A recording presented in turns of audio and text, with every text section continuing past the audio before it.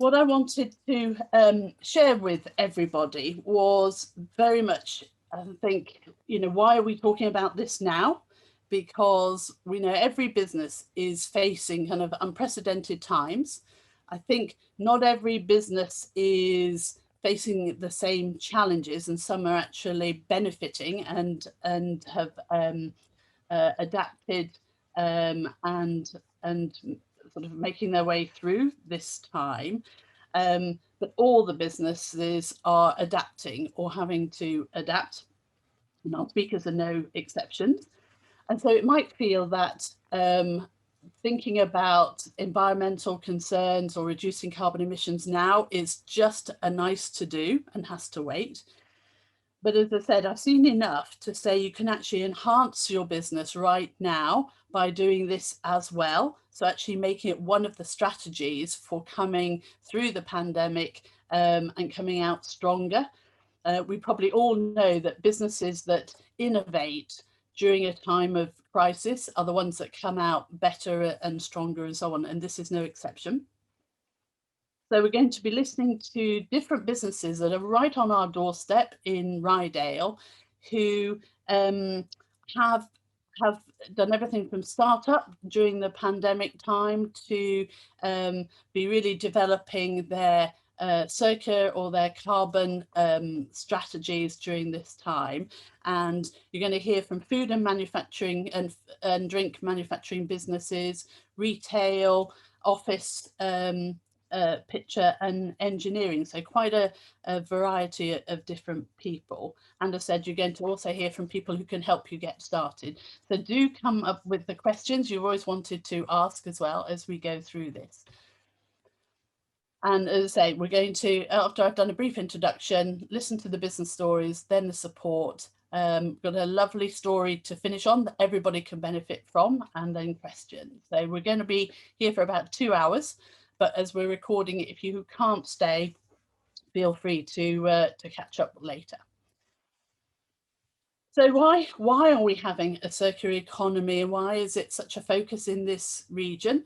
I think it's all down to the thanks of the York and North Yorkshire Local Enterprise Partnership, the LEP.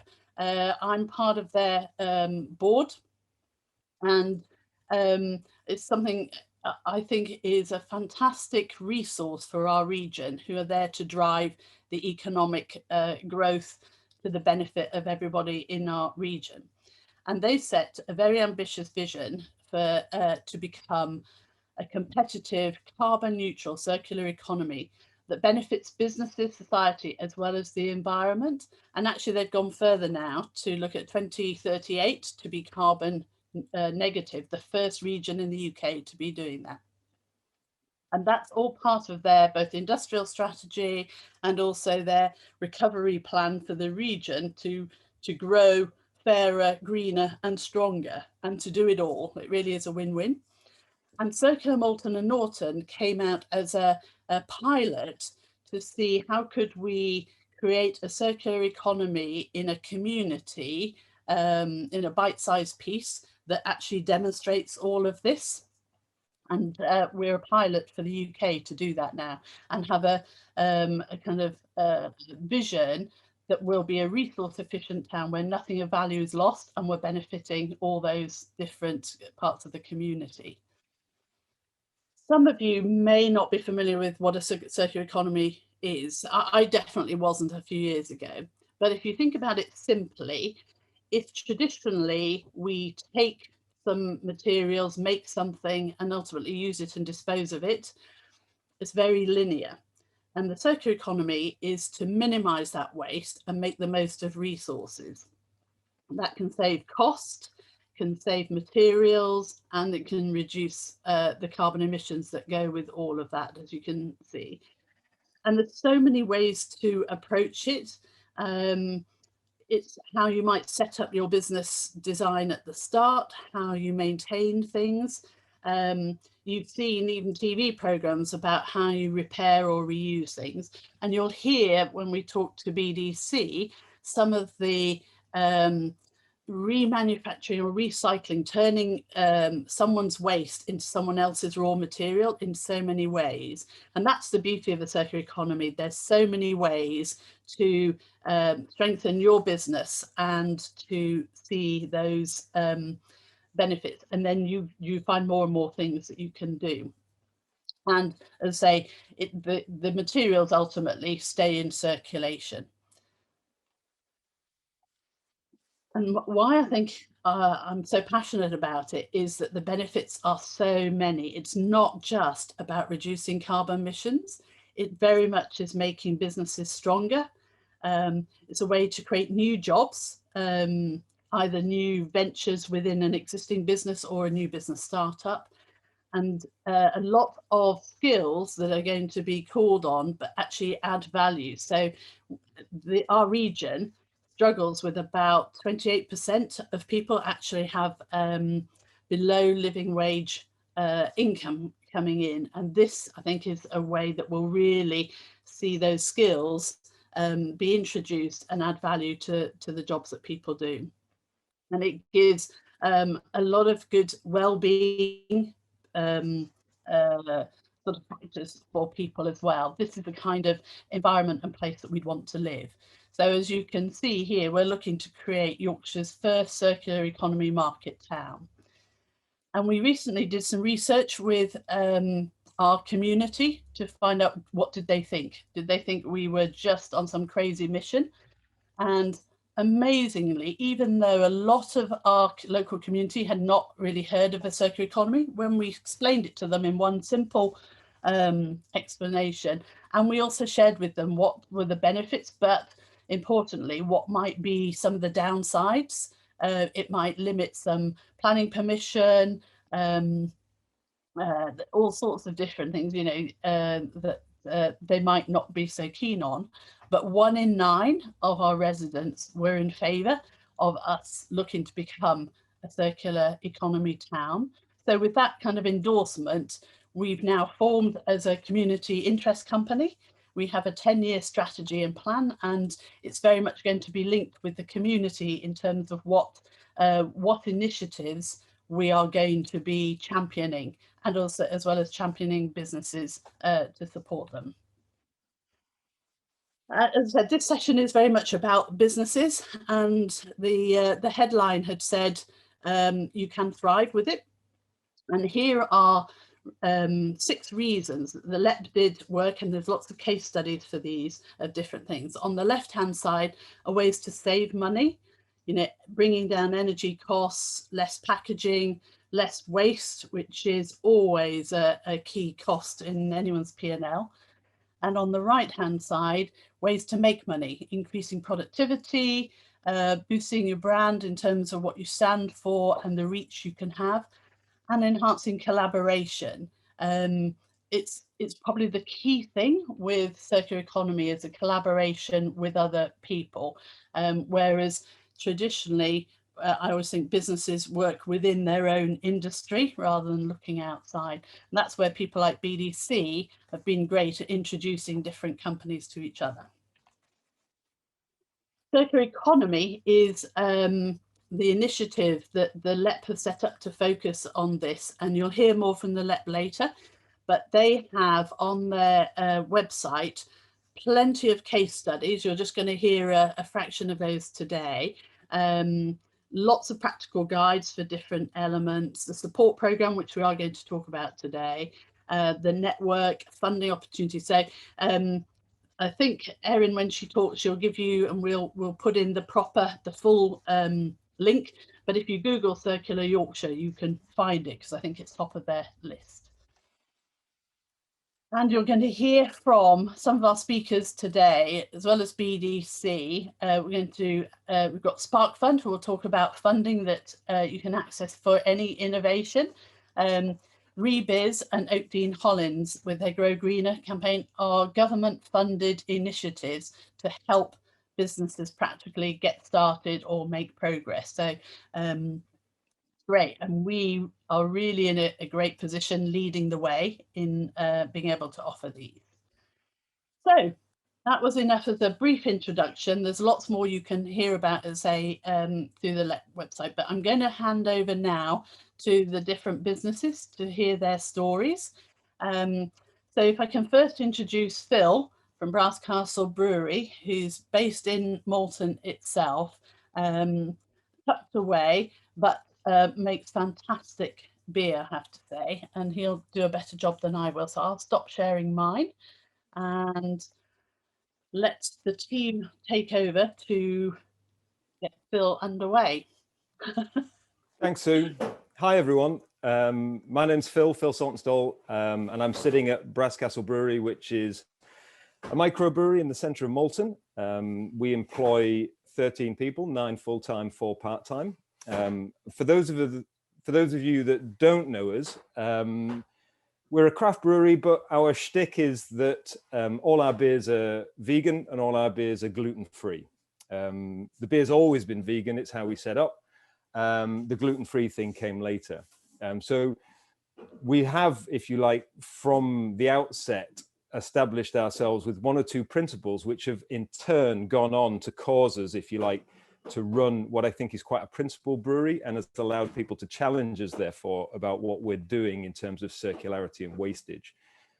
The brewing industry is actually quite well set up for a circular economy. If you think about how we operate, even in times when we can go to our publican customers, we're taking out cask and keg beer, which are metal containers, which we then recover back in.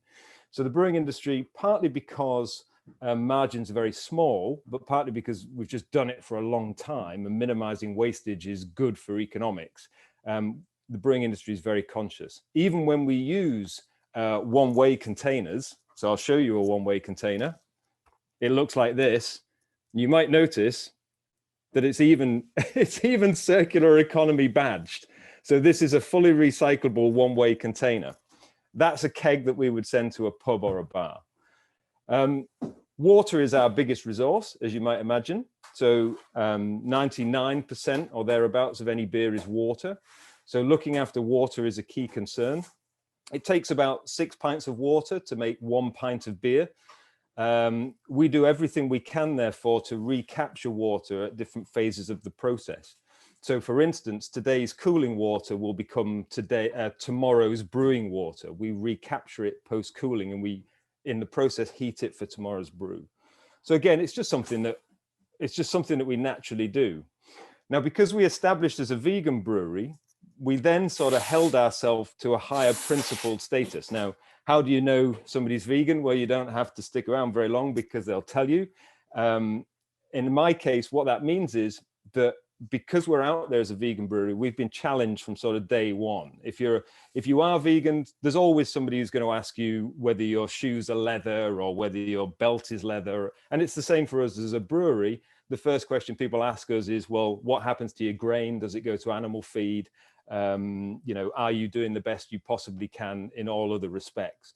So having been held to that standard, we've sort of found ourselves, if you like, doing things which are circular in excess of what the regular brewing industry would do.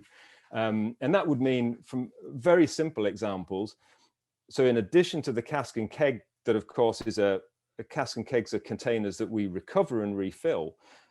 Whenever we send out our cans, for instance, in cardboard boxes, we will recover the cardboard boxes from our customers and then reuse them. And that meets with approval from most of the venues that we go to, who don't want to have to hold on or recycle that cardboard. We can do it for them.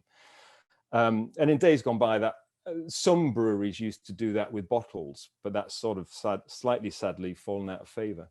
Even on a smaller scale in Malton, I know some people are on this call who help us to recover the smaller beer items that we send out locally. So if I send one of these, which is a mini keg of beer, out to our customers in town, it comes with various bits of furniture, incidentally, fully recyclable. So happily, that, once used, can be put in a bin. But there are elements of the furniture that go with this, a handle, etc., which some of our customers will return to us for us to be able to reuse.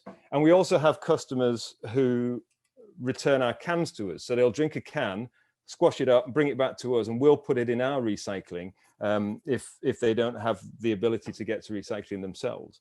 So there's something about the brewing industry, if you like, that that is very conscious of minimizing wastage.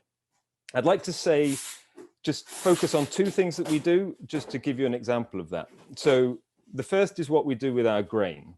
So this is what beer looks like before it becomes beer. You can see there's a lot of grain in there, and there's some hop material. Hops are the flower of the hop plant related to cannabis, but without the effects of cannabis, but they impart flavor and aroma to a beer.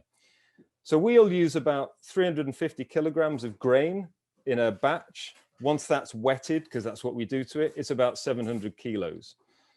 Round about 7 years ago, Anna, I think, BDC produced us this report on what the best thing to do with our grain was, because we were anxious at the time, partly because we're vegan. We were anxious at the time that our grain didn't go back into the human food chain.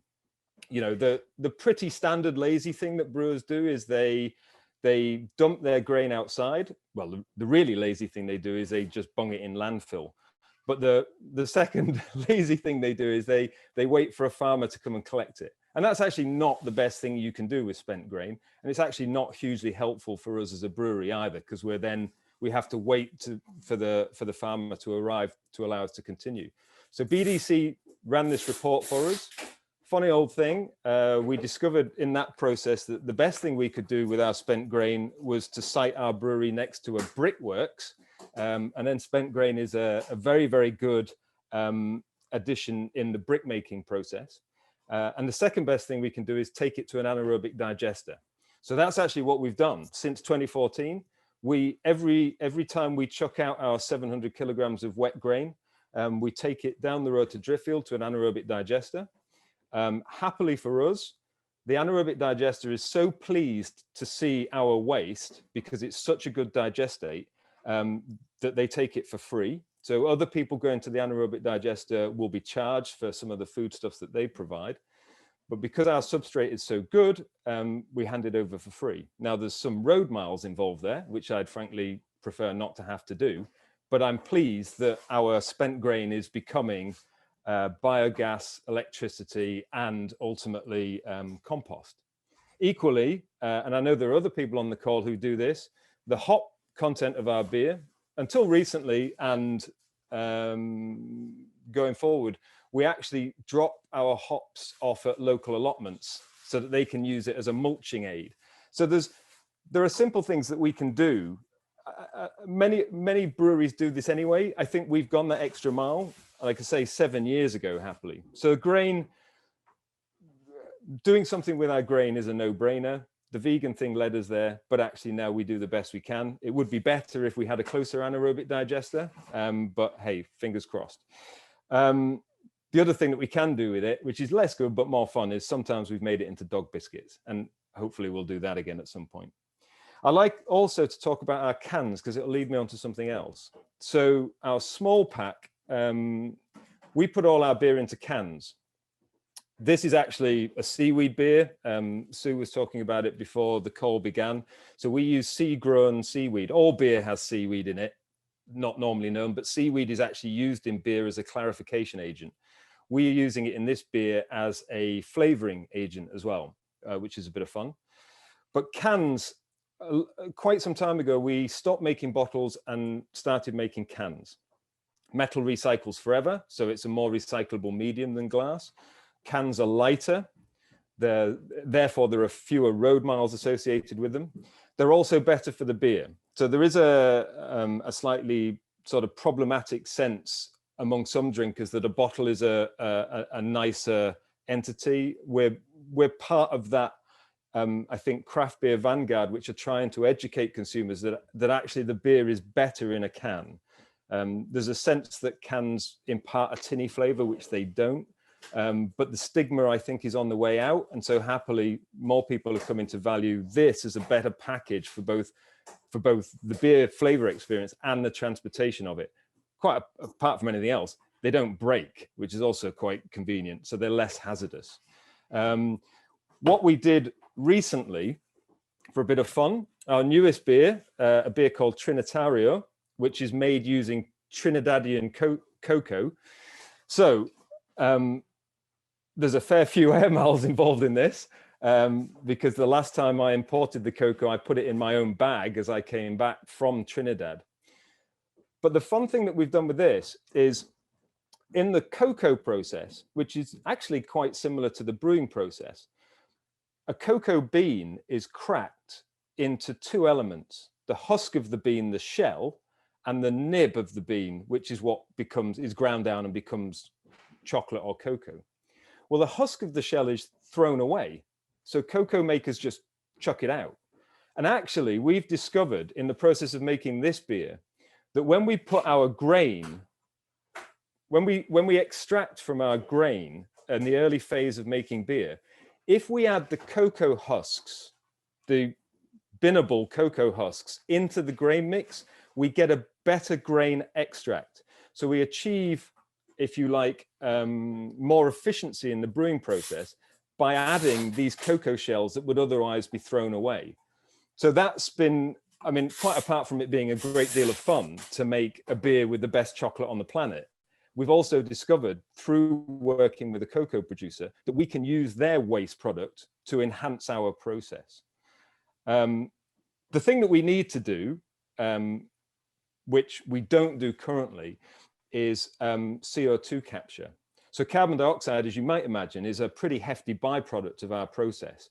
As our beer ferments, it pushes out carbon dioxide. And we then use carbon dioxide at other points in the process to both sanitize beer containers and carbonate beer if we're putting it into cans or kegs. And it's kind of slightly annoying to me at the moment that we're pushing out a lot of CO2, but we're not capturing it for that subsequent process. So the next thing on our list is CO2 capture. But all in all, I think happily, because we're a brewer and because we've come at it with the right, from the right direction, I feel pretty confident we've got quite a good story thus far. Thanks, you, Phil. Thank you.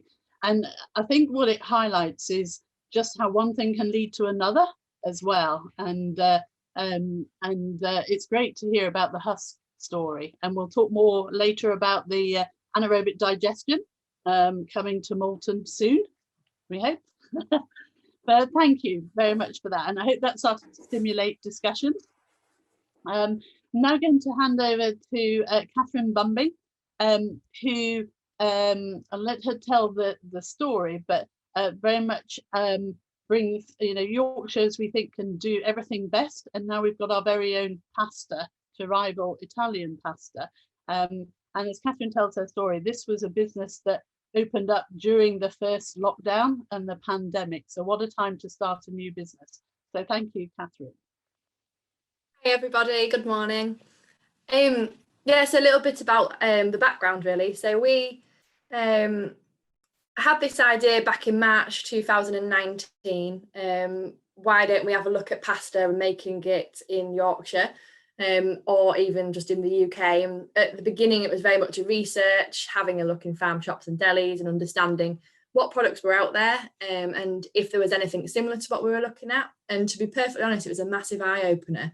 And it really highlighted that there was a big space. So in farm shops and delis, a lot of the pasta, well, the majority was all imported from Italy, Germany and America. And every single packet was made of plastic. So we saw a huge opportunity to make something locally. So we set upon doing that. I left my job and threw myself into developing these products.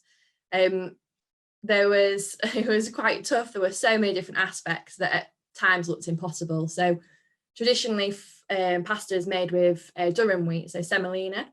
There is not a supply within the UK of semolina. It's all imported. But we wanted to call ourselves the Yorkshire Pasta Company. And for me, a very important part of that was that our ingredients would be local as well. So it meant that we had to do a lot of recipe development to see if there were flours similar within our region and that we could get locally that would give us the same, or if not better quality pasta. And that was a huge piece of development. we were able to find locally milled wheat flour that we use in our products. So that was a real big achievement for us, and was really going to be a showstopper if we couldn't and we had to import. The second part, which probably took just as much time as the recipe development, was the packaging. And we were really keen to stay away from plastic. I did about a year and a half ago, I did some consumer research where I stood in Cedar Barn Farm shop and I asked all of the different customers coming through the doors various questions. And one of the key questions in there was, in terms of accepting plastic as sustainable on a scale of 1 to 10, what were your feelings? And even if we offered a recyclable option, the customers found that it was confusing. They didn't know how to recycle it, if it could go into their recyclable waste that gets collected by the bin men. And they also didn't believe that it was recycled. So I'm really glad that I did that at the beginning, because we could have gone down the route of recyclable plastic bags, but it gave us the real hard challenge of being plastic free. So we spent a lot of time and effort trying to work out how to get it into paper. And we worked with over 40 different suppliers of packaging before we found someone that was able to give us these bags at the moment that we use, and which we're so happy with. But the hard part was that we have pastas such as penne that can rip the bags. It needed to be food safe. We needed to be able to seal it. So then there was another challenge there, where a lot of things today are resealable with a plastic sticker, or they're glued together with solvents. But we spent a long time researching and looking at how we could seal our bags, and in the end it was a pair of shoes. When we saw the eyelets where the shoelaces go through, we thought that could definitely be the way forward with our packaging. So we did some prototypes and mocked them up, and actually we're really happy with the finished appearance, looking quite premium and different. So we spent a lot of time trying to find local ingredients and be plastic free. At the time it was more or less because we knew it was the right thing to do, and a way of making our products stand out and look different, but we had no idea how much of a competitive advantage it would give us. So we have new customers and stockists that come to us each week wanting plastic free, and then we also have a huge following that's growing. Having only launched in May last year the products, it's been quite remarkable really, the amount of people that follow us on our social and buy the products because they're plastic free. I had no idea how much of a huge market it is. Another thing that we had to adapt, when we launched, we thought it'd be great to have an offering for hospitality, so restaurants, but obviously that didn't happen with lockdown, but it was quite clear that there was another opening for the products. So we developed these, which actually is a mock-up of my dad's potato sacks, but we have them designed for our pastas. So these are 5 kilos, and these actually now, they go into refill stores, so zero waste, plastic free stores up and down the UK, where people will take their own containers. There's a lot of markets that have set up where people take the containers to as well. And interestingly, we've just had a couple of inquiries for sort of these mobile refill trucks that come and park up in your village or town, and you go and you get your ingredients. So that was something that we did partly because of lockdown. It closed off one market to us, but actually it's made a bigger market with these sort of zero waste stores. And again, it's a tribe of people that follow and shop in these outlets and talk about you online, and sort of you become partly sort of like a collaboration when there's a certain day of the year, or just people are very, very behind you and sharing. And I think it definitely sets our pastas apart from what's there, the mainstream or imported artisan ones in the shops. There was a few other elements that we did when we thought, well, if we're going to be plastic free, the whole chain needs to be plastic free. So getting the pasta to the retailers, we looked at the cardboard boxes. We didn't want to use bubble wrap, so there was a massive hurdle there of how we protect the products. And actually what we ended up doing was buying enough of the boxes in one go to make it worthwhile having a bespoke size. So the boxes fit the pasta perfectly, that there's a snug fit. so we don't get touch wood breakages, and then we don't have to pack it with anything like bubble wrap or polystyrene beads. The other thing was how we seal the box. So we had some paper tape made, and the amount of inquiries that we get from customers that would like it for their own businesses. They maybe do hampers or delivery boxes. So yeah, it's a lovely brown paper tape that seals the boxes up. And again, working with the couriers, we didn't want a big plastic label with all of the documents slid inside on the outside of the box. So firstly for plastic free and also for aesthetics. So we were able to work with them to have some paper labels that we just stick on the outside. So once you start, there's a lot of different elements that you realise that could easily be missed. But across the whole business, we've managed to be plastic free. And as I say, it's something that is definitely a selling point and sets us apart. It does cost more for us to buy these paper bags. The packaging is not as automated as plastic would be. So it is an investment, but ultimately we've then made a premium product, so we can price it accordingly. And it carries sort of that markup that people are willing to pay because they want to shop locally, and plastic free is always going to be a bonus for them, I think. And then, yeah, of course, we just feel that it's the right thing to do as well. And amazing that we're so close to Malton, and that there's these initiatives happening as well that we can get involved in. So it really makes us feel that the direction we've gone in is definitely there, and there's the support available for us as well. So it's not easy.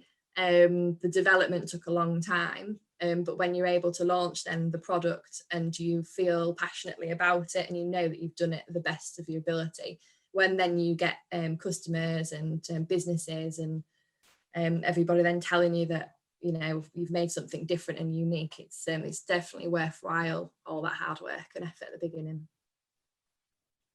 Thank you, Catherine. It's a fantastic story, and to see how you've grown when you've been so limited in being able to get out there and showcase what you do, it's fantastic. And I think, as you've highlighted, you tap into the demand that there is of the customers and so on. And for those of you who maybe missed it, but Catherine and the Yorkshire pasta was featured on James Martin's Saturday Kitchen in January. So he's a big champion of it. So it's only going to grow, and it's fantastic you're on our doorstep. So thank you, Catherine. Thank you. So we've heard now from both food and drink and the different things, not just for the product, but the packaging as well. I thought we'd move now to Clara, who created Cozy Cottage soaps, and I know worked with quite a lot of the support people that you're going to hear about later. But as we listen to Clara, has both a retail business and again I've seen this grow and from the outside just be my go-to place for my needs during lockdown and so on. So on to Clara. Okay, can everyone hear me okay? Yeah, and see you. That's great.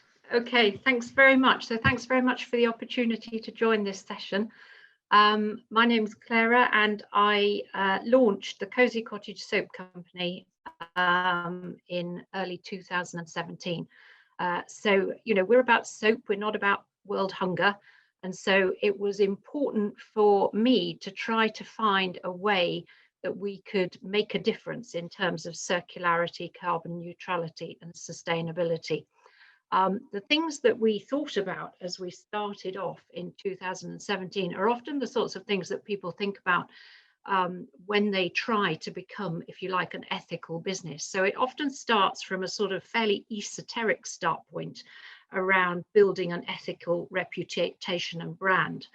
That then tends to mature into an understanding of how actually that ethical reputation and brand can deliver hard business benefits. And that was very much our journey. So this 1917 place of esoteric wanting to be palm oil free, plastic free, cruelty free, and SLS and paraben free. And those have very much become our mantra. Can we move on to the next slide, please? Lovely. So that's where we started, building an ethical reputation and brand. We wanted to provide, in particular, palm oil-free alternatives to the body care, bath care, beauty cosmetic products that were on the market. If you remember back in 2017, palm oil free had really just sort of come to the fore at that point. That was the point at which people were sharing pictures of lovely baby orangutans on their social media. And that was, you know, that was the time when people like Iceland were starting to talk about they were offering palm oil free alternatives. And we wanted to be very much a part of that, but we wanted to do more. We also wanted to embrace the idea of alternatives to single-use plastics. So most soaps need to be wrapped in plastic because they tend to absorb moisture from the atmosphere and deteriorate very quickly if they're not.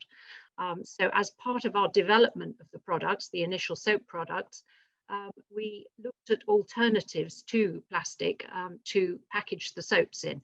There are ways to mess about with soap in order to stop it absorbing moisture from the atmosphere. But in the messing about process, you have to be fairly industrialized. And it was very much our thought process that we wanted to work very much waste-free. So we wanted everything that went into the process at the beginning to come out of the process as part of the soap.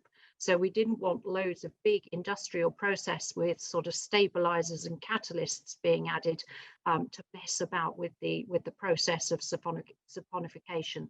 So we did a lot of innovation using plant-based and plant-derived materials to get to some recipes that were effective in terms of soap and the properties of that soap, but also didn't require lots of big industrialization, but also made something that was effective and waste-free.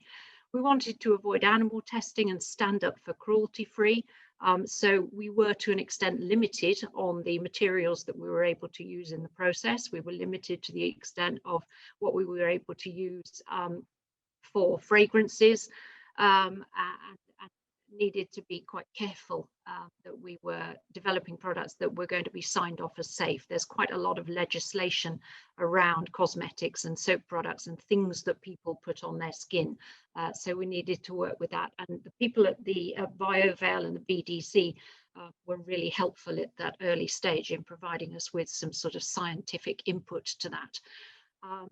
We wanted to develop products without reliance on detergents. So SLS, SLES, those types of things, they're great at producing loads of bubbles, but they're not particularly good for the environment. They're not particularly good for people. They're not particularly good for skin.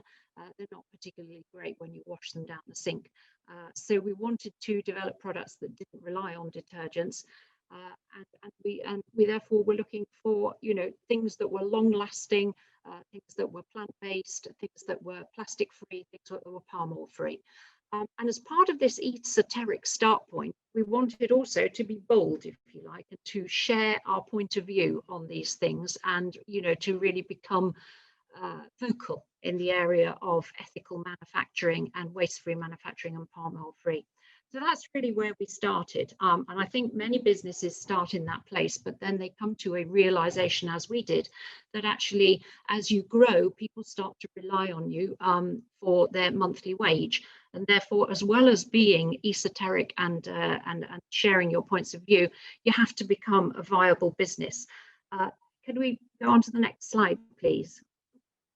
So continuing that journey, you know, a bit later on, we made a move to Malton. Malton seemed to us like the right place to come because at that stage, Malton was starting to talk about circular economy and those sort of things. And Malton was also a place that was acting as an incubator for many, many new businesses like ours. We developed a resource security strategy, and it was at that stage that we, alongside many other businesses, realized that actually being a sustainable business was synonymous with a resource security strategy. So what did I mean by that? So we moved very much to local sourcing. The majority of our raw materials now are sourced from within 50 miles. 90% of our suppliers are based in Yorkshire. We source all our professional services locally, but very importantly too, we look to maximize the value of local resources and use local resources as our local workforce. we, to an extent, consciously avoid automation, because part of circularity and the way we were thinking about circularity was about employing a local workforce, creating economic vibrancy in the locality, and therefore creating the capability for a locality to become circular and sustainable. So we offer a lot of flexible working patterns. We try to attract a lot of local people. We avoid automation, so we provide lots of jobs. So I think we talked about, packaging and things earlier. All our soaps are wrapped by hand. All our labels are put on by hand. A lot of elbow grease goes into all our processes around making soap and around making creams. Those processes are very scalable. But it probably takes quite a lot of work to work out the operational logistics of scaling them. And as the business grows, we will continue to scale those processes rather than looking to rely on processes that contribute to a lesser extent to the local economy. We also expanded that thinking further to local relationships with craftspeople and makers. So we offer, things like soap dishes, things like little things that you wash your face with, and we always look to use local makers to work with to bring those products to us. So again, we're saving on traveling, stuff traveling thousands of miles from China. We're saving on the emissions associated with that. We're minimizing energy consumption through the small batch manual processes, and we're removing waste. We don't actually have any unusable byproducts to our processes. Everything that goes in comes out.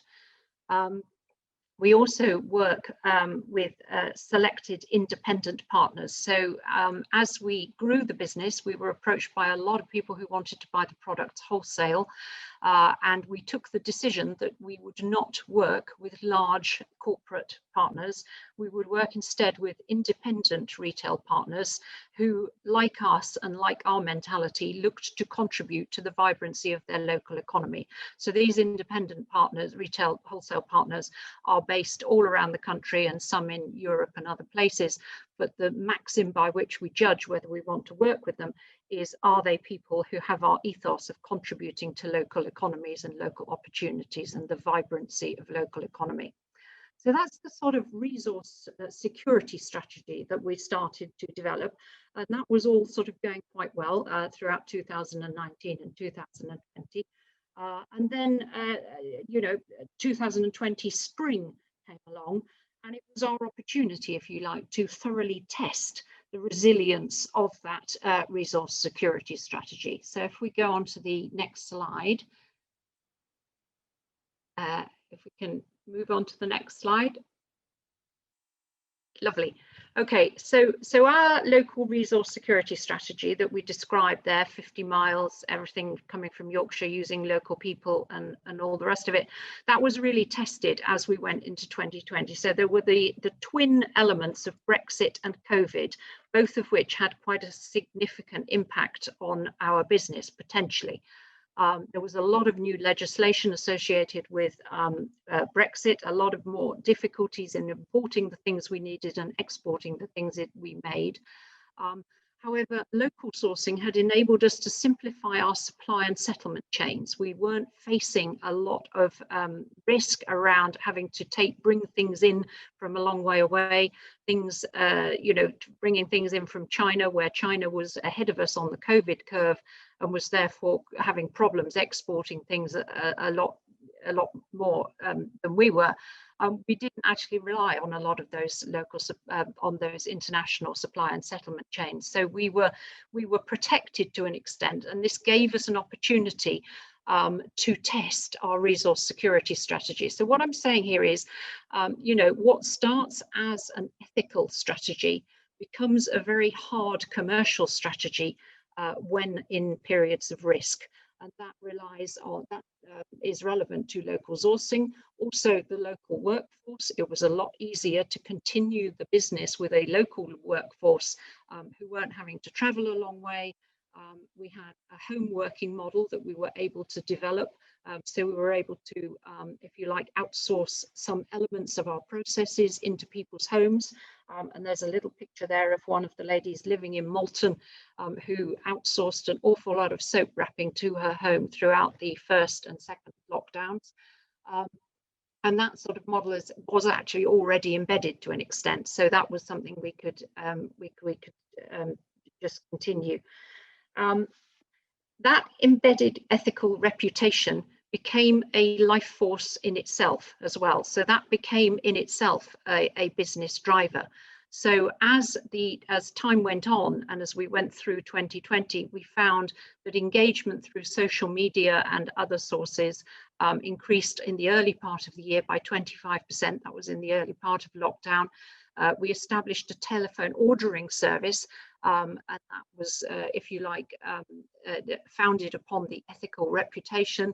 And to be honest, that telephone ordering service, you know, if we were working in a normal call center where people are targeted on their call lengths, we would absolutely have failed. There's quite a lot of these telephone calls from people who, you know, were very, very lonely during lockdown, would go on for around 20-30 minutes. But that's all fine. You know, it's all part of the ethical story.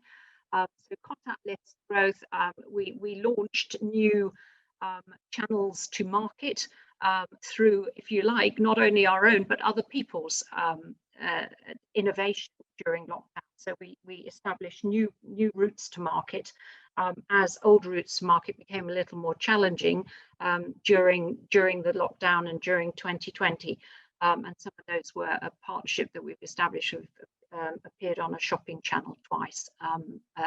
And you know, those are the types of things that people have been using through lockdown.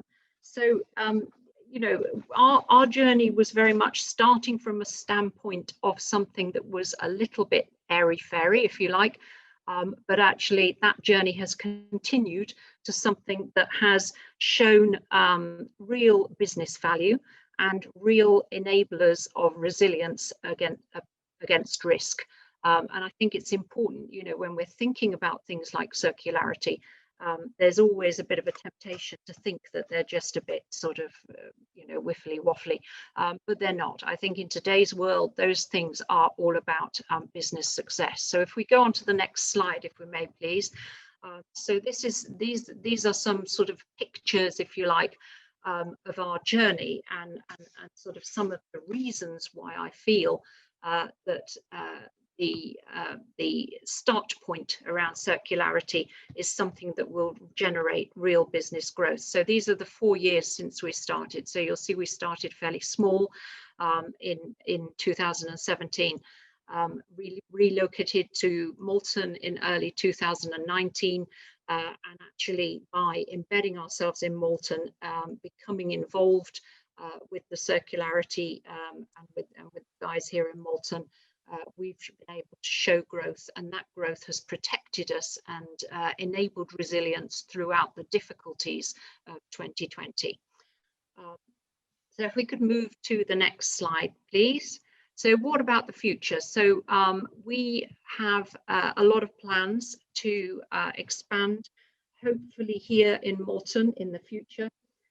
To continue to contribute to the local economy, which is a way we see that we can help to contribute to circularity.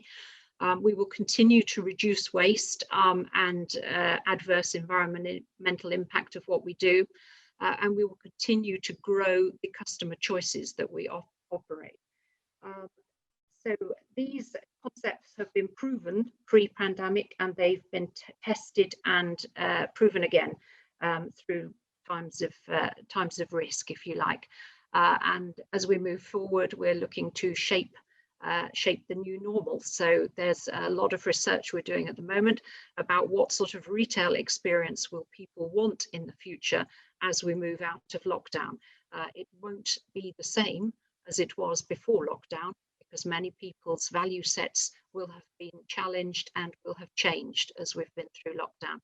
Maybe in a few years' time, we can all prove that what I've just said was wrong, but that's sort of where I'm at the moment. So we're doing a lot of research on how we will shape our retail experience for our customers for the future. And my own view is that towns like Malton have a very big part to play in that. We're definitely going to deepen the reuse and recycling. We're looking at many new recipes, new products using recycled waste materials, if you like, some of which can be sourced in Malton. And also we're looking to develop the visibility of our operations and our concept of circularity.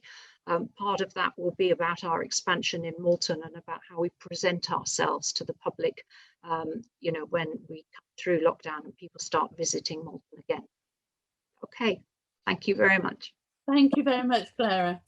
And I think what this highlights for me, as you say, it might be a positioning, but the very hard facts, you know, grounded with the resilience strategy and the actual local is not just a nice fluffy thing, but actually has distinct advantages. And I think your financial picture says it all. You know, a picture tells 1,000 words, but that really shows the power of that circularity. So thank you very much for sharing that. Now, we've heard from several people who are making things, but this is to our next speaker, I think will highlight that it doesn't have to be just about product, making things or retail and so on. And as we listen to Claire talk now, in an office environment, what can be done? And it's again very smart thinking for good commercial reasons and so on. And just before I hand over to Claire, just to remind you, please put questions or comments in the chat box as we go. So as your thoughts come to you. And as I introduce Claire Gavanagan now, she is the CEO of Derwent Training Association. They have a fantastic reputation, well deserved, for training apprentices and putting them into the workplace and bringing this thinking to the students as well as in their own environment. I think is really good because these are the champions who are going to champion circularity and so on in the workplace going forward. So hand over to Claire now. Thank you. Hello everybody, good morning. I should also mention that I'm Vice Chair of the LEP Skills and Employability Board, if that's of any interest to anybody. So corporate social responsibility.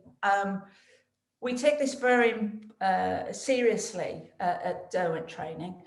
It's something that I wanted to focus on when I joined the business in January 2019. That's just me, in case anyone's interested. But one of the first things I set about doing was to produce a strategy, which sounds quite high and mighty. I think it's 2 pages long of what we wanted to do and why. It is available on our website, or if anybody wants a copy by emailing me, please do. But it was, organisations don't just exist as a single entity. We have an impact on everything that's around us, everybody who's in it, but everybody that's around us, whether that be our local community or the wider planet. So I'm not going to read the slide to you. I'll give you a moment.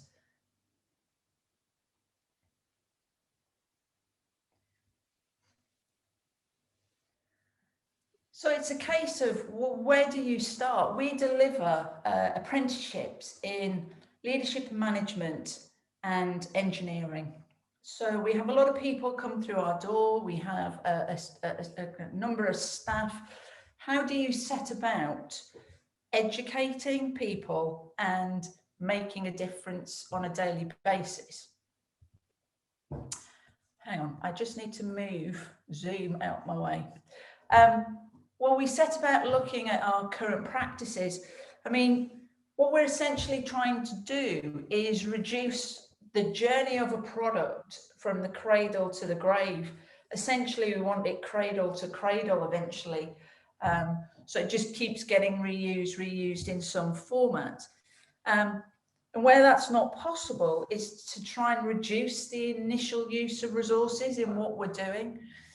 So we set about looking at everything that we did at that point and selected some to make straightforward initial changes. We then set about making longer term goals, some of which are quite challenging. And as I'll show you, all those small changes do add up. So before I show you exactly what we have done, I want you to imagine this is an educational establishment. We are an independent training provider, and we essentially train and teach people. I want you to imagine how much paper we could potentially use doing that. It's an awful lot. And when I first got there, I was presented with a bill for printing for a quarter of the academic year that was £3,000. And I did fall off my chair. I said, surely this is for a year. They're like, no, that's for a quarter. And the system that existed was that students had open access to printing. They could print as much as they wanted, as often as they wanted, in colour. And frequently I'd walk past a printer, I'd see a pile of printing that had been sent there, never been picked up, and it would literally be picked up, dropped in the recycling bin. Just an absolute waste. So, I'm struggling to move on here. One tick. There we go. So, one of the first things we introduced was a system called Papercut. We changed the printers through a company called Digital Imaging, which are based in Malton, and we set up a system, a software system called Papercut. And essentially, every student now has an account where they log in their number and they're allowed so many free copies per year. And the copy volume will change whether they are printing black and white or colour. Once they've used their allocation, they pay to top up their account. We're not making any money out of this. What it did was change behaviours, because now they use print preview, they print on double-sided, or they don't print at all. The number of people who would print without checking something on screen, find one little typo and reprint a 10-page document because of it was ridiculous. So by changing our policy and approach to paper, it changed learners' behaviours. They began to think about what they were doing. And I think that's a very important message. Not only did it happen for the learners, but also for the staff. Now, I don't charge the staff, obviously, for printing resources to teach. But actually, I can see if someone's printing 50 documents that are 100 pages long, that then get left in a classroom, why are we doing that? So they began to think. So we don't have £3,000 bills for printing anymore. The energy use of the photocopiers has gone down and our use of paper has drastically fallen. So that was one of the key things that we did. And in an office environment, it's very simple to do. We took away all the plastic. There used to be plastic cups around for the water coolers. They'd have a sip of water and throw it straight in the bin. What a waste. So we said, we're not doing this anymore. We're removing them. Bring your own water bottles. Not a single peep out of it. It's what they expected, and on we went. Recycling drink cans. At the moment in Rydale, for some reason, I can't get my can picked up. So literally, they put in a bag, I bring them home, and they go in my domestic recycling. But again, it stops it just going into the rubbish. I'm not going to go through every single one of these, but in terms of the corporate cars, we had 2 and I've reduced it to 1. Not only have I reduced it to 1, but I took away the need for us to have golf estates with large engines that really we didn't need at all, down to a much smaller car that everybody has access to. It doesn't have many miles on it because we're not overly using it. Again, a cost saving. We do reduce the amount of waste that we now have by being very careful with our resources. If you can imagine when you're teaching people to wire things, they may cut a piece of wire, a student may use it and go, oh, I've got this waste in the bin. Actually, what we do is go, no, that will do the next exercise. And can you imagine when you're in your business, dear apprentice, just how much money you've wasted? So we're constantly trying to teach people about how they can, in their roles, make changes as well that are good for the environment and good for the business. It is, after all, a business improvement technique that we're talking about. This whole circular economy is in itself a business improvement technique. I just want to pause here and mention that in previous existences, when I was a head of faculty in a very large general FE college, I was head of faculty for applied science and technology. So we had sciences, we had engineering, we had construction, we had motor vehicle, we had something else which, for the love of me, I can't remember. It seems that long ago now. But I got all the technicians together, the technicians who supported the delivery of the teaching and training by the trainers. And I said, look, our consumable budget, we have got a faculty here that has a budget of £10 million. And the resources that come out of that is huge every year. And it's just ridiculous. Can we reduce, reuse, repair, and swap between the different sections within the faculty itself? They did all the work. They got together and sat down and said, well, what's your waste? Oh, you got that. We could use that when we're doing this experiment. We could reuse that when we do this. And within the first year, they'd saved £23,000 on the consumable budget just by sitting down and thinking, your waste could be my first product. So it's a very important concept to have within a business. Where is our waste? Who else could reuse it within the business? And who else could just use it? Hang on. Okay.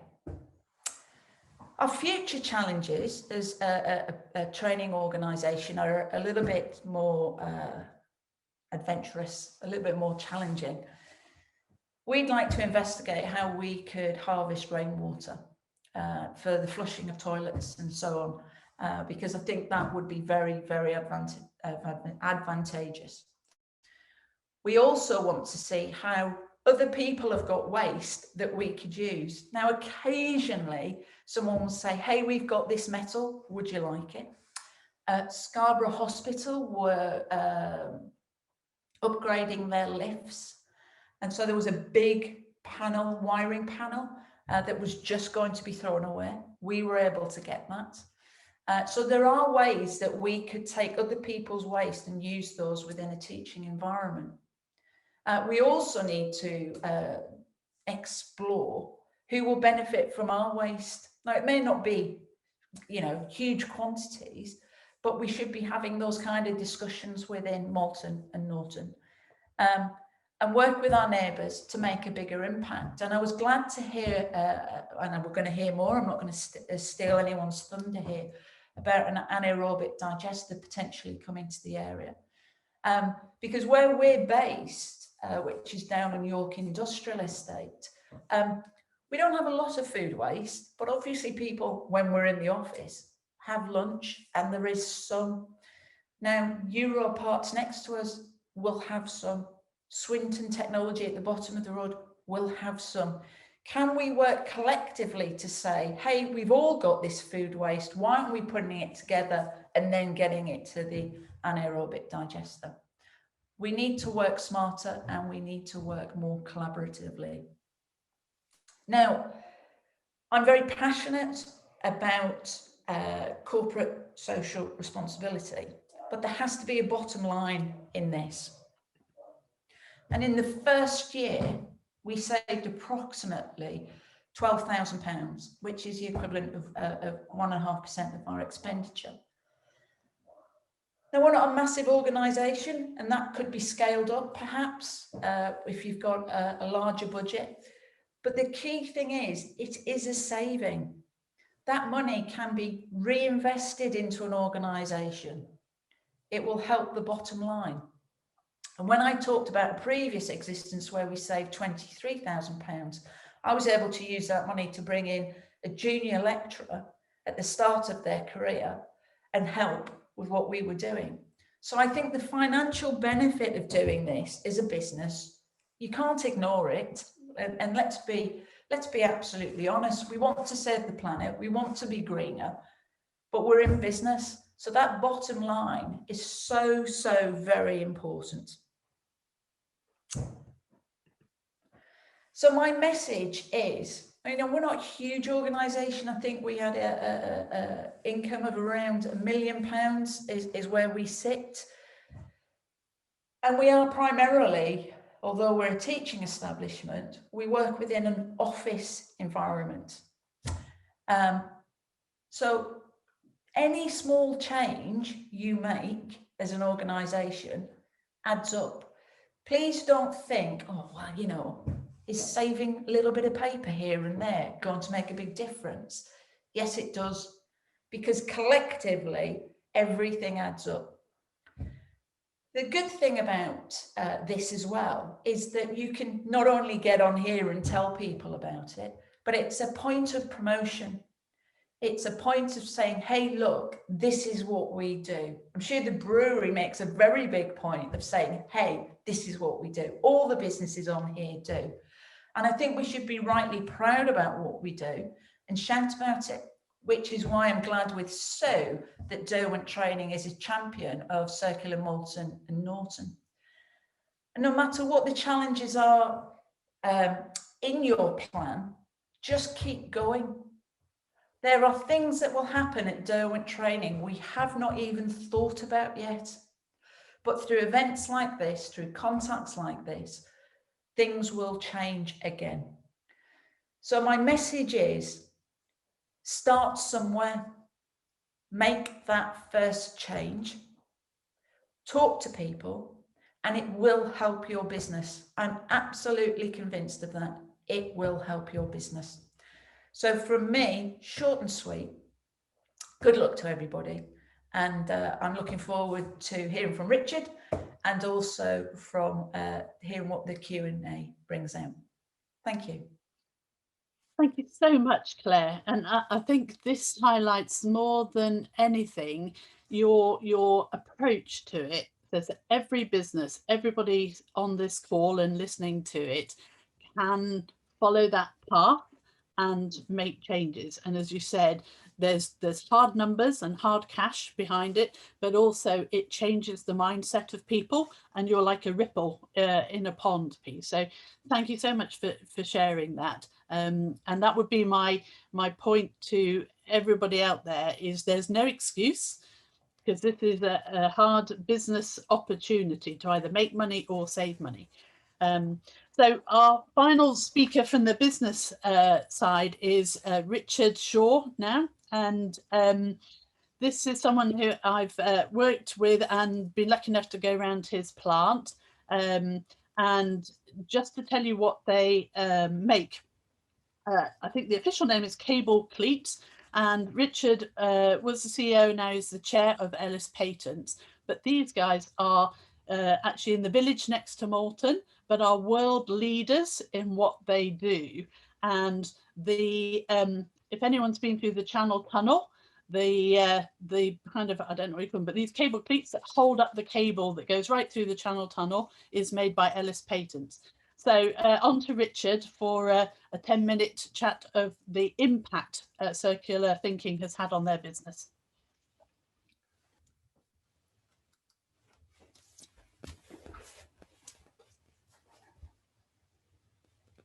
I think if you start talking, Richard, let's see if you were away. Very good. So thanks very much for having me on today. So as Sue said, I'm chairman now of Ellis Patents. We're based in Rillington. We're an SME and a manufacturing company. Our turnover, depending on projects, is between £6 and £8 million a year, and we employ 55 people. We make cable cleats. These are products that secure cables in all sorts of environments, so power generation and distribution, and including renewables, major industrial projects, oil and gas, and so on. We use raw materials, which are steel, aluminium, and plastic. A lot of our raw materials are imported, and that's simply because, for example, steel, there's very little steel industry left in the UK, and certainly the steel that we use, we can't buy in England. We manufacture the goods for markets in the UK and overseas, so about 50% of what we manufacture goes overseas. Again, it's not a great circular story, I suppose, but from an economy point of view, the government is certainly trying to encourage people like us to sell our products overseas. Before I start talking about what we've done at Ellis Patents, I've got two real life examples of where the circular economy has impacted our business already. So when we are bidding for major infrastructure projects, we have to pre-qualify typically. So the people who are going to buy our goods, they will want to make sure that we are a suitable company to even quote. So we have to go through this pre-qualification process. And originally, the first thing they would ask about is our financial position. So we'd have to send copies of the accounts, and then they'll talk about our quality system and our environmental credentials and health and safety and so forth. And when you're doing these processes, when you talk about quality, they'll say, have you got ISO 9001? And if you have, yes, you can tick the box, and then you move on to quality. If you can't, if you can move on to environment. If you can't, then you'll have to go through about the next 4 pages of filling what you do as far as your quality system is concerned. So we do have all these quality standards, but for the first time in 2020, we saw questions relating to our contribution to the circular economy in the pre-qualification documentation. And that's the first time we've seen it. So it's coming from a business point of view in a very serious way. And the second example I've got is I attend, for one reason or another, quite a few stockbroker presentations. And there was a presentation in December where the broker was explaining their investment strategy. And they explained how they identified risk and growth opportunities within the stocks that they selected. And they use a thing called ESG, which is environmental, social and governance factors. And under each of those headings, there are 5 subheadings. But under the environmental heading, there is a heading for the circular economy. So even stockbrokers are beginning to use the circular economy in what they do. So I'm going to cover, potentially, depending on timing, 3 or 4 things today. So the first thing I'm going to talk about is energy consumption in a business like ours. And our business is very different to the businesses that are presented so far. We're a mature business. It was founded by Mr. Ellis in 1962. So we are not starting out in the world. And I joined the business 20 years ago as MD. And that's when we began starting to worry about our energy consumption. And it was nothing to do with sitting down and having this great ideal about trying to be efficient about what we do. I was shown around the business by the general manager at the time, and he took me outside and he showed me this ramshackle area of the factory and said, that is our substation. It's absolutely at capacity, and it's going to cost us £100,000 to put a bigger substation in. And it was £100,000 we didn't have, and nobody had mentioned that to me when I came for interview. So capacity was a concern, and our machines in the factory were old, and we couldn't afford to buy new, so we had to buy secondhand and mend things. And it was incredible that it was a folly, because you had these old machines, and trying to buy obsolete parts cost an absolute fortune. I remember buying a small circuit board for a molding machine, which would fit in an A5 envelope, and it cost us £6,000. And even after you've put the thing in, you've still got an old and unreliable machine. So eventually, having had these really expensive repairs, we began looking at potentially buying a new machine, and eventually we bought our first new machine. And the change was significant. It was reliable, it was faster, so our products got cheaper, and it used less power. So we were kind of in a better place as far as our substation was concerned. So the lessons we learned from that were, firstly, buy well and buy once. And the other thing I think is that quality is remembered long after the price is forgotten. And that's absolutely true today. So we began to be more ambitious after that. So we didn't buy secondhand ever again. So we started seeking out the best technology, the most efficient machines, and we paid a premium for that, but we saw further improvements in power consumption and reliability, and we reduced our noise levels in the factory, which was great.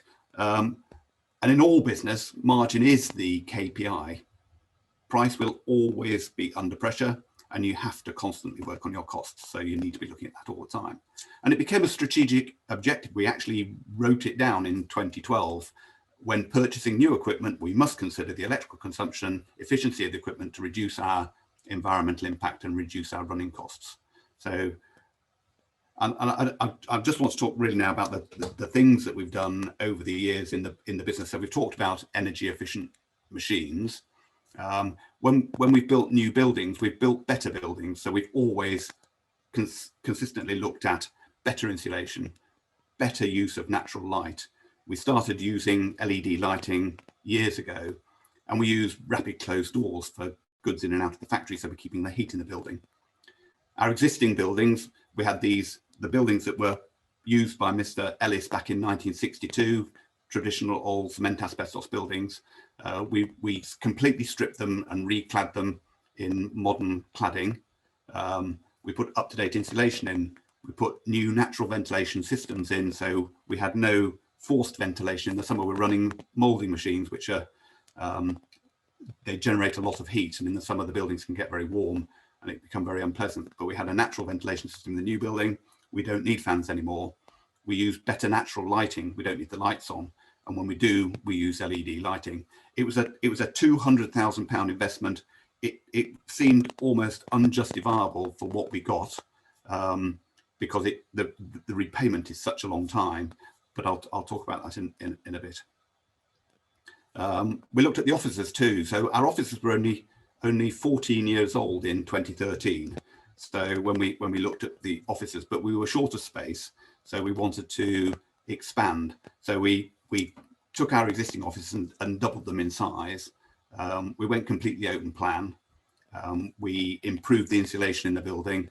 We put the best double glazing we could buy in. We maximised the use of natural light. We put light wells in the centre of the offices.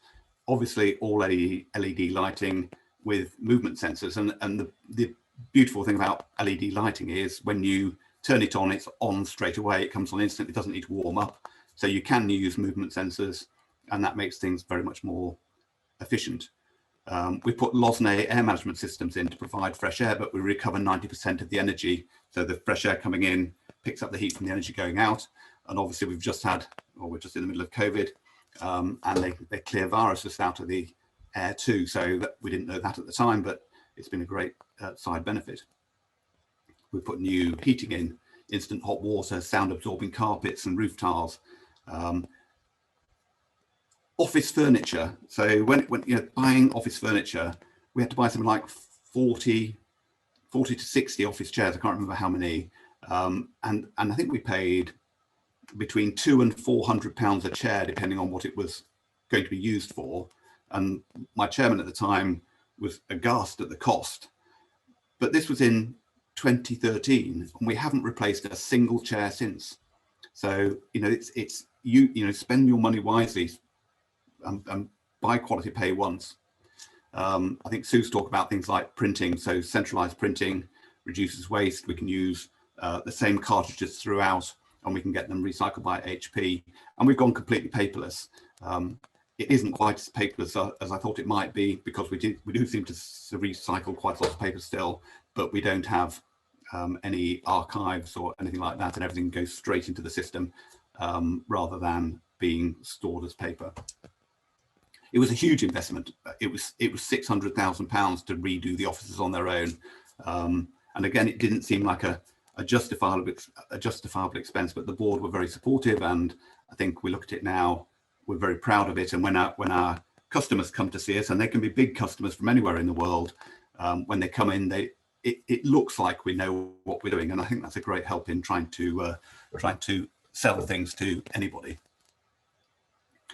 I think the key point in all of this is you have to get in your head that having a longer payback on investments, 8 to 10 years, is justifiable for doing these things. I think it pays back in your business. Our newest building, we completed our newest building in February 2020, just as lockdown started, which was a surprise. But when we built our newest building, we were even more ambitious. It's got 408 solar panels on the roof with a 140 kilowatt output. And on a sunny day, we can generate 50% of the electricity that we consume. Again, the installation of the solar panels on their own was £150,000, and it has a payback, we think, of 8 years. But you know, it'll still be paying back for us in 25 years' time. And again, when we looked at buying the panels for the solar panels, we said, you know, what's the warranty? And we said, oh, 25 years warranty on the panels. Well, where are they made? Well, they couldn't really tell us. It was some Chinese manufacturer, and said, well, can we have a panel that we will be able to get claim on the warranty if we ever need to? So we specified LG panels. It cost us a premium, but we can sleep at night. I think that's another positive. And our energy efficiency extends to company cars. So all the company cars at Ellis are either hybrids or full LVs. I think we've got one hybrid left now, and everything else is a full LV. We have 8 charging points on site, and any company employee who has a company car has a charging point at home. And because we self-generate, it's quite nice. It's quite a nice circular story that we're generating power and putting it into the vehicles. And that there are, you know, significant tax advantages to the individual. So you can afford to pay a lot more for a company car that's electric because it is comparable with a standard car with the tax regime that we have. And the end of all that story is we've still got the same substation 20 years later. And actually, I think we're only at about 75% of capacity now. And our output is 3 to 4 times what it was 20 years ago. I just want to do one other thing, and that is, so one of the other things about circular economy is designing things that last a long time. And I talked about the fact that we make things in plastic. So the issue of using plastic as a manufacturing material, obviously it comes from hydrocarbons. There are no other ways of producing the plastics that we use at the moment. So, and the product I'm going to talk about designing is a cable hanger that's used in the underground. So if you go on London Underground, you go on the tube station, on the train, and as you're going through the tunnels, if you look out of the windows, you'll see cables festooned all the way along the tunnel walls, and they're suspended in simple steel metal hangers which are galvanized. And what we're doing is we're making products now which are a replacement for that out of plastic. And you've got to ask yourself, why will a plastic product be better than a metal product, and how can it possibly last longer? And the fact is that galvanized steel is a product with a finite life. So when you take steel and you dip it in zinc to make it galvanized, you put a coating on the surface, and over time that erodes off. And if you're really lucky, you might get that product to last 40 years. So if you go on the train down to London now and you look out of the window at the galvanized structures that are supporting the overhead lines for the electric trains, you'll see that they're already beginning to corrode. These things have a finite life. And plastic doesn't corrode. So, and we can use CAD for designing products. We can make much more complex products in plastic than you can make in steel. And with things like finite element analysis, we can design them to be just as strong. So, and we can prove with plastic products that they will have a life of 60, 80 years, so much longer than a steel product, and it's a material that can be recycled afterwards. So I think that just sort of touches on a little bit of what we do at Ellis Patents. We are a zero landfill business, but actually it's a a lot of the products that we do have to send to be taken away as waste will be burnt. So it isn't really fair to say that it's not having an impact on the environment, because it is. But we are doing our best as a business. Thank you. Thank you, Richard. Again, I just love listening to the story and so much that you are doing. And again, just to highlight to everybody else, it just shows you don't have to be starting up with a business with kind of an ethical social responsibility at the heart of it. This is just good business sense. And I think more than anything, it highlights it's the mindset. And the investment returns are there, the technology does exist, it's just saying this is how we're going to do it.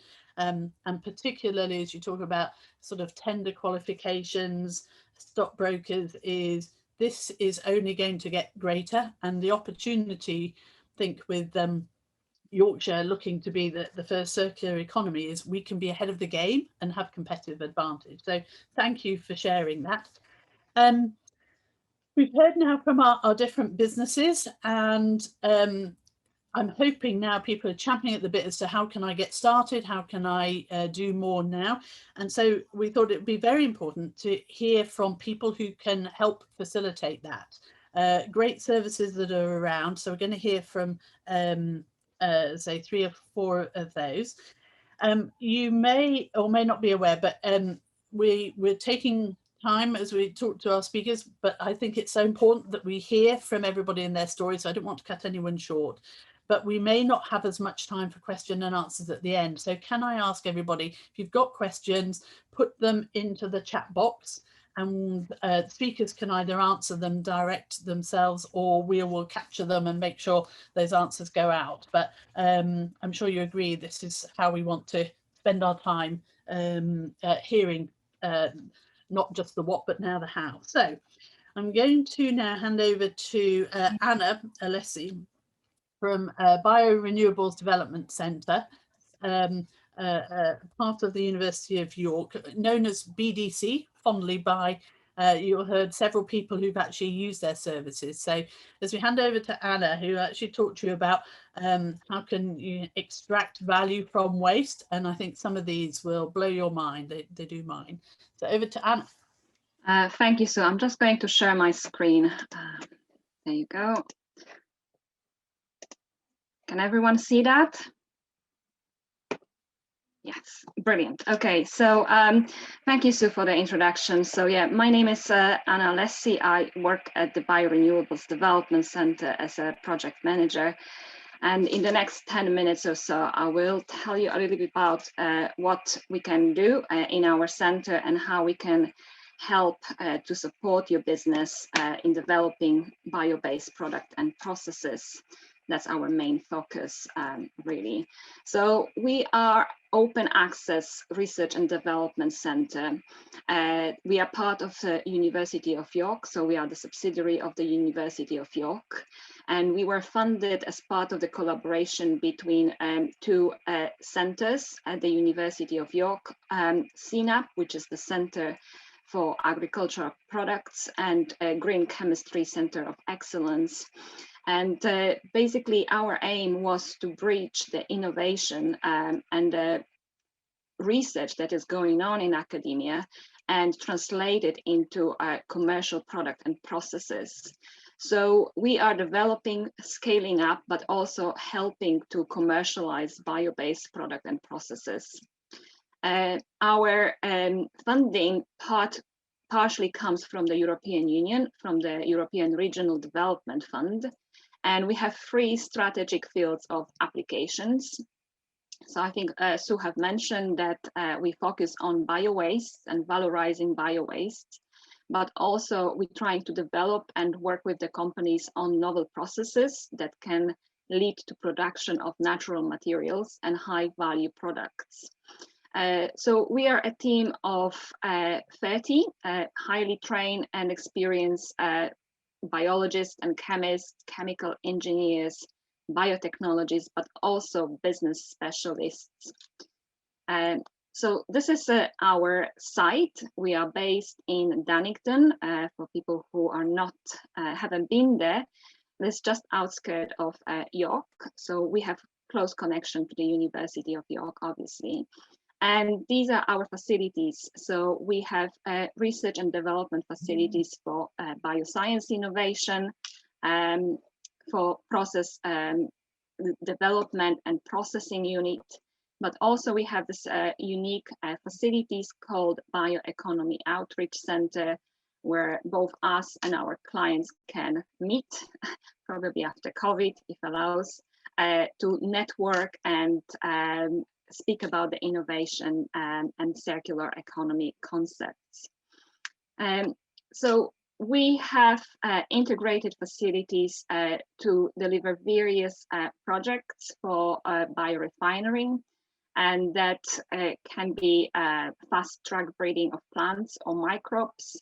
We have the facilities to do pre-processing, processing, and downstream processing of various materials, including wastes.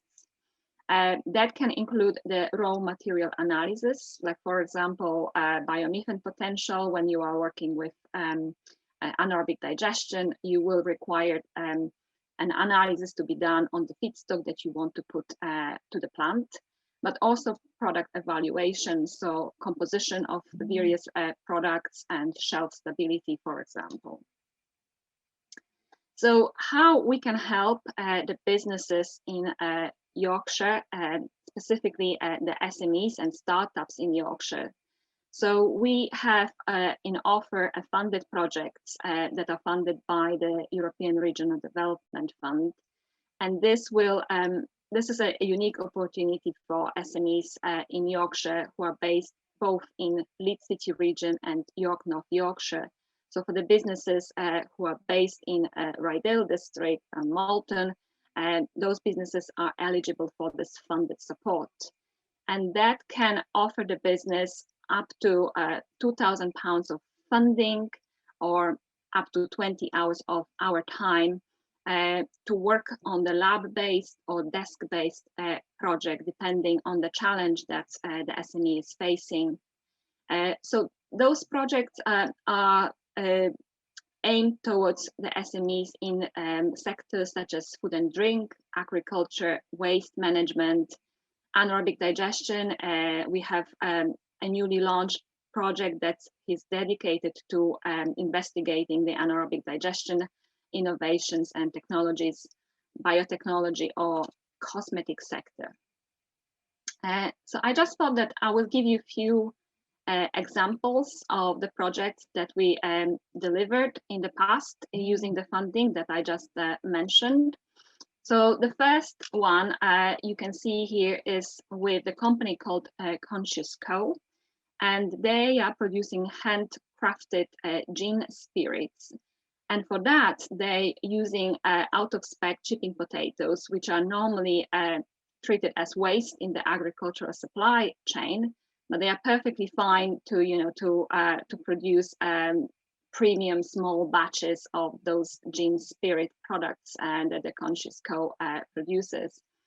So the problem that the customer had is the processing of the leftover residual solids that are present in the potato wort before the fermentation can start.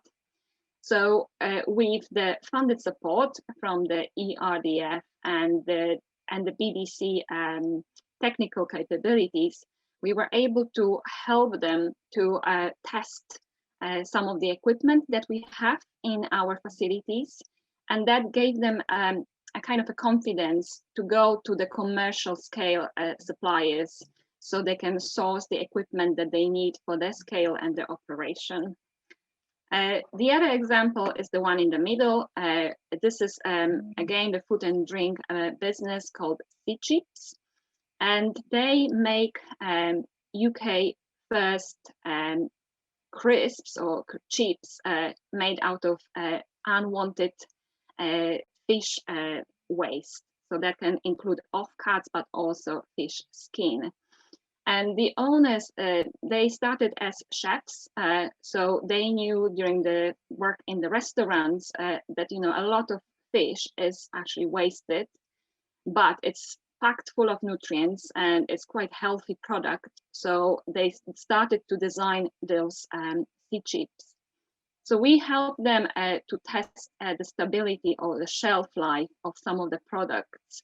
So using analytical equipment that we have at the BDC, we were able to measure some of the key parameters of the product, such as water content, moisture, or oxidative stability, just to ensure and potentially address some of the issues that the product might have when it comes to the shelf life.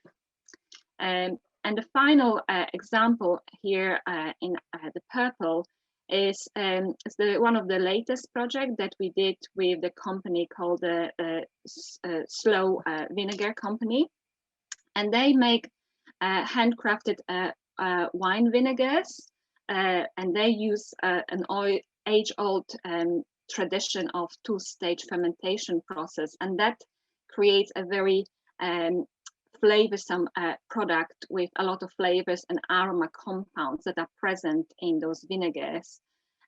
So again, using the pre-funded work from the ERDF, we were able to analyze those chemical compounds that contribute to the flavor and aromas, and identify them using our analytical kit that we have at the BDC.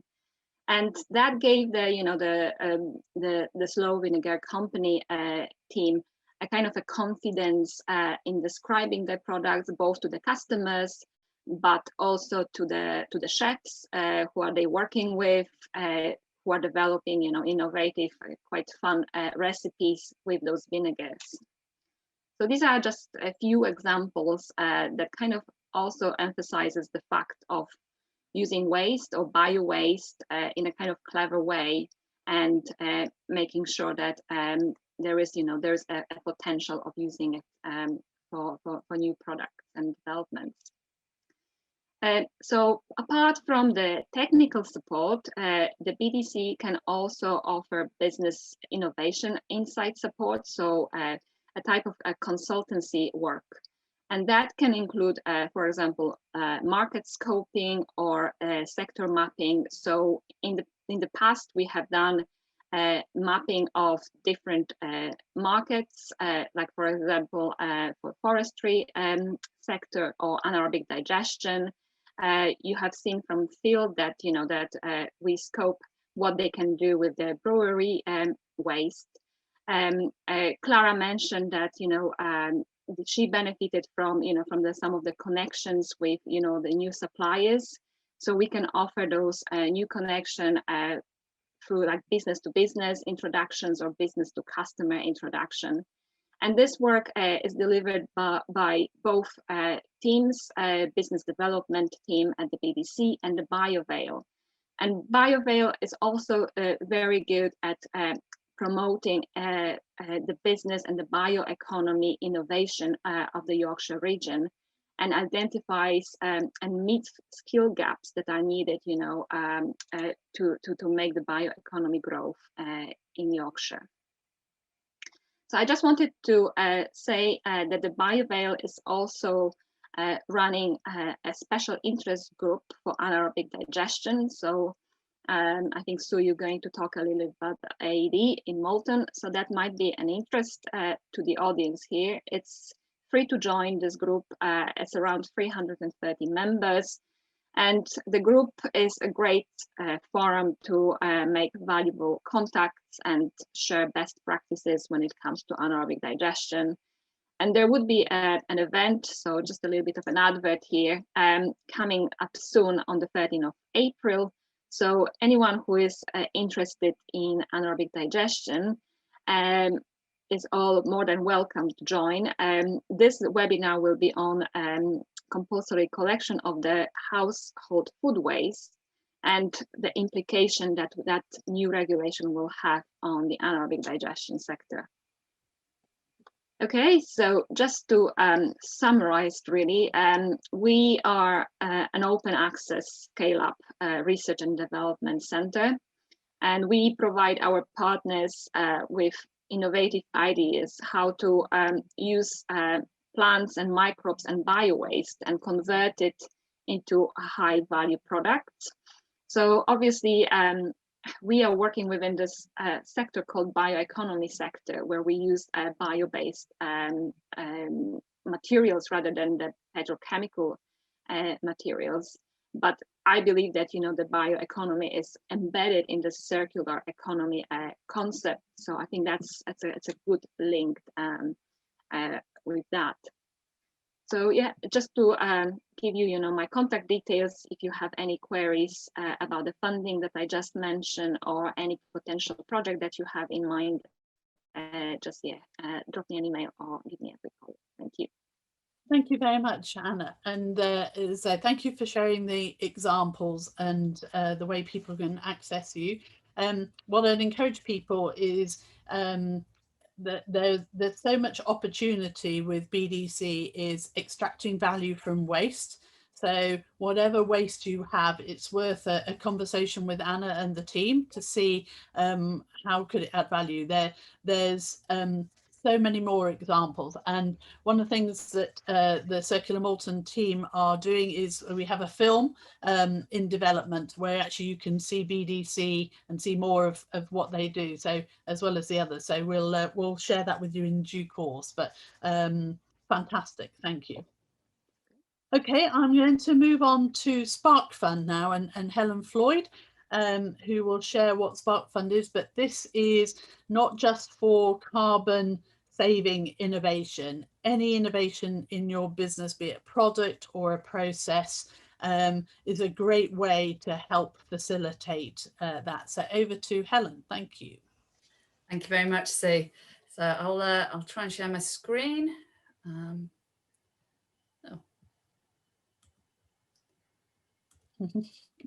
we go. Yeah, it's coming through. See that? Yep. Perfect. So as Sue introduced, I'm Helen Floyd. I'm from the Spark Fund. Now the Spark Fund is a European ERDF funded programme that's delivered through the University of Hull.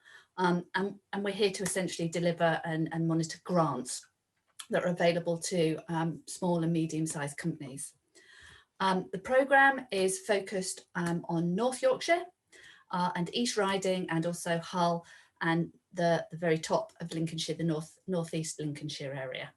So it's the most common question is we're out the EU now, so when does it run? The current programme runs till the end of 2021, but that's due to be extended, and we expect that extension to come through to the beginning of 2023. So lots of time to get your funding in place. So what is it? We have 3 grants available. You, as a company, you can apply to each individual grant and take a grant from each of them, or you can just apply to the one that is most applicable to you. I'll start at the end, which is our innovation voucher. And this is for a lot of internal processes. We're seeing a lot of these at the moment as people realise that remote working is becoming more and more popular. So people are looking to make quite big efficiency changes and introduce CRMs, etc., especially if they've got disparate systems, they're bringing them all together, typical innovation projects, as well as looking at product development and also service development. All our grants require some match funding. So that means some money from the company matches the equivalent of the grant. So let's take East Riding, because that's the easy maths. Usually the intervention rate, as it's called, is 50%. So for our 17.5k maximum grant, if you had a project around 35k, 17.5k from the company, 17.5k from the grant fund. It changes a little bit in North Yorkshire, drops a little bit, I'm afraid, and it goes up a little bit in Humber, not by much. The next type of grant we have is an R&D grant, and that is essentially what it says on the tin. If you are doing some form of R&D activity, it's not an off-the-shelf option. That's what we're looking for. And R&D can take many, many different forms. It can be about producing a new product, or introducing a new manufacturing process or a new service. You might need to do some testing, get some calibration or verification. We now also can look at new systems alongside that new product or service. So if you're having to move to ISO in order to support a new product or service you want to introduce, these are the activities. We can also help with some forms of IP protection. It tends to be the initial filings as opposed to ongoing patent support. Again, match funded, bigger grant, up to 40,000. So if we're using our East Riding maths, that would be an £80,000 project, 40,000, 40,000. We have no minimums, so that's important to know. And then we have the low carbon grant, which is why I'm here to talk to you really. This is like the R&D activity, but it has an added benefit. So you can demonstrate somehow that there's a reduction in greenhouse gas. So that might look like the packaging that we heard from Yorkshire. If you were looking to develop that and reduce packaging or change something in some way, and you could show that had a benefit. I guess the CO2 capture, that would work as well. You're taking the CO2 and putting it back in, so there'll be a system there. Less waste, miniaturization. We've seen some electronic PCB boards miniaturized. They're using less components, therefore less materials. Lots of different examples there. What we probably can't do is just straightforward replacement of light fittings for LEDs. Or there are other programs that we can signpost you to for those sorts of things. Eligibility criteria does apply. I'm not going to go through the ins and outs of that because there's so many it depends if. We have to look at the company. So you need to be a medium or small company. So that means less than 50 million euro revenues, 80 million on your balance sheet, euros, and less than 250 employees. So it's a fairly broad explanation. Now at this point, I was going to play our low carbon video, but soon I've had a little online discussion and we're going to try and catch up some time. So that video outlines a couple of different companies that have successfully applied for the largest grant we have, which is the low carbon one, and that's a £50,000 low carbon grant. And they demonstrate how it's had an impact on their business. What I will do is all the videos are available on YouTube. So I will, at the end of this talk, send that link out to you all for you to have a look at. And that is essentially bringing it to an end. What I can say though is I appreciate that for some people the grant landscape and applying for grants can be a bit of a daunting prospect. I lived on your side of the fence, on the SME side of the fence, trying to apply for grants, not quite knowing, was that for me, was that not for me? It can be difficult to work out. I appreciate that. The easiest thing to do is pop me an email and we'll arrange, or give me a phone call. Happy to discuss individual projects as they come up, and then we can work through whether or not that is appropriate. And if it maybe doesn't fit with the Spark Fund, I can also hopefully signpost you to other grants that are in the area. And I'd rather work that way than you assume that you won't get one, and actually maybe you could. The other thing to point out is grants do require some paperwork. There's no getting away from that, won't lie to you. But one of my jobs is to help you through, again, navigate that paperwork. So again, to try and encourage you to not be put off by that. And just give me a call if you have a project that you have in mind and that you think grant funding might be appropriate. I look forward to hearing from you. Thank you very much, Sue. I shall stop sharing now. Thank you, Helen. And I've actually been one of the assessors of the proposals that come through, and I have seen over the last few years so many different businesses. There's such innovation around, and I would just encourage people to pick up the phone, have the conversation with Helen, because anything that is innovative has potential, and if it's not Spark Fund, then Helen can direct you to where it might be, but don't hold back or think yours isn't innovative enough. And I would definitely urge you to see the videos, because you can see people who've done it and the sort of ideas they've done, and also how they found the process. So thank you. Okay, so we're going to hear now from Erin and the Local Enterprise Partnership, and particularly about two initiatives that are there to help businesses actually identify what are the circular and carbon reducing opportunities and where to focus. So over to Erin, thank you. Hi, hopefully you guys can all hear me nice and clear. So as Sue said, I'm here to talk about two of our projects that we've got going, the Rebiz program and the Grey Greener program. So I'm just going to share my screen and hopefully this works. Can everyone see that? Perfect, cool. So I'm the Circular Economy Officer for the lab. So my role is very much around championing the circular economy, ensuring that the policies are there to support the transition to a circular economy within Yorkshire, and championing the projects like Circular Malton and Norton, and helping steer the businesses in our region over to places like the BDC to get that support they need. So we have two programs that we are currently helping deliver that can help businesses explore the circular economy. So the first one is REBIZ, and this is Resource Efficient Business. It's a joint program that we deliver between ourselves and Leeds City region. And it helps businesses really explore how to be more efficient within their operations. It's a two-part grant. You have, first of all, a full audit of your workplace, which is worth about £1,200. And they'll come through and work out where there's wastage, where you could perhaps save energy, where you could optimize your packaging. And then they'll make a series of recommendations. To improve to implement those recommendations, you can then apply for the second stage of the grant, which is a grant of up to 40% of the costs to help implement these measures, which could include things like LED lighting, water saving, more efficient equipment. There's a whole range of things. The maximum project cost overall is 100 grand, so that's about 40 grand contribution from the grant. It really can help businesses reduce their carbon footprint hugely.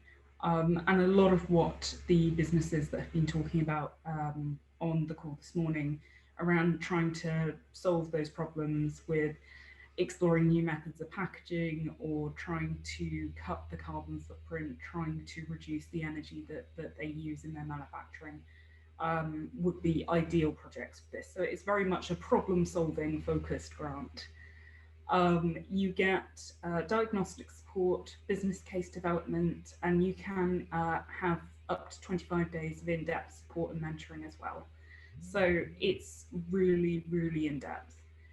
There's also a lot of strong links with other business development agencies, like, for example, the Growth Hub, who are the business support delivery part of the LEP. So they help the businesses in the local area access things like mentorship, other funding programs. They run a lot of events as well. This program is mainly open to businesses trading business to business, B2B. So I believe you have to be majority B2B. At the moment, it's accepting proposals from businesses that are blended B2B and B2C, but not businesses that are just trading with their consumers. So that would be one of the options. The other program that we're running is a brand new pilot scheme. It's called the Grow Greener program, and it's being delivered in conjunction with our circular economy consultants, Oak Dean Hollands. This is targeted at B2C companies, and it can cover things like retail, hospitality, agriculture, things that aren't usually able to get through to the program, such as REBIZ, though of course B2B companies are more than welcome to apply as well. It's brand new, as I said, and we're taking an initial cohort of 20 businesses through the program. There will be workshops, there'll be one-to-one support. You'll have a full carbon footprinting analysis of your business as well. And it's very similar to REBIZ in terms of, although there's no capital funding for equipment through it, you will get all the problem solving, all of the collaboration, and they can really help you explore different options for things like packaging and more sort of efficient ways of operating your business. So it is all consultancy based. So as I said, unfortunately, there's no funding, but it is fully funded. So it's completely free to take part in. We are accepting some last minute applications on it. It's launching on the 8th of March.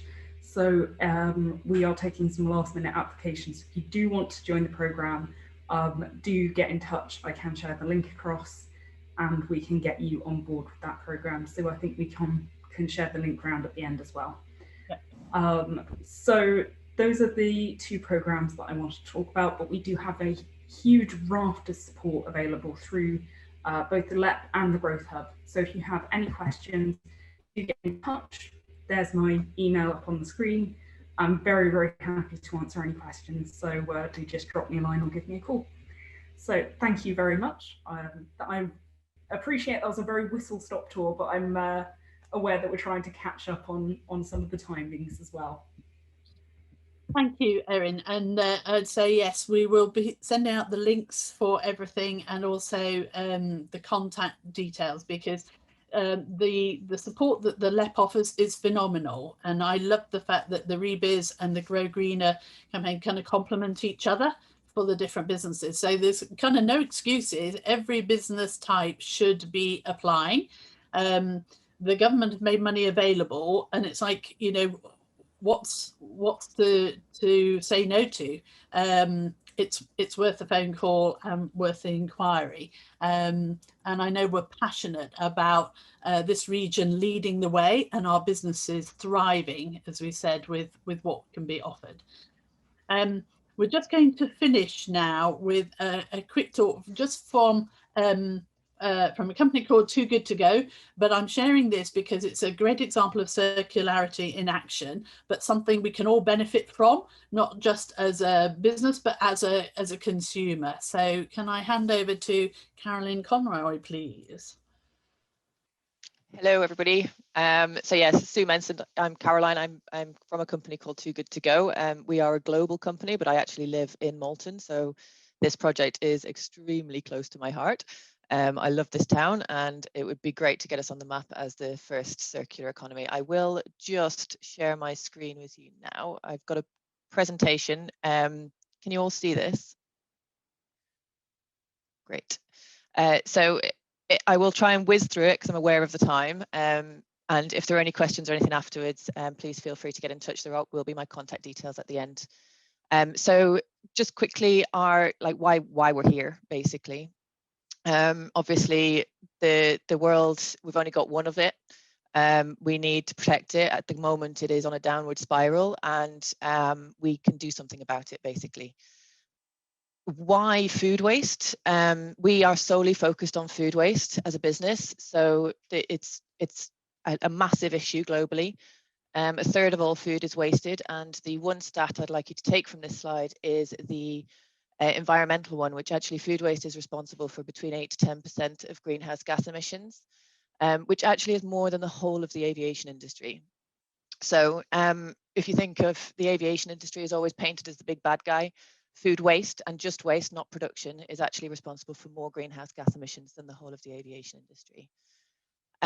So our job and what we want to do is to inspire and empower everybody to fight food waste.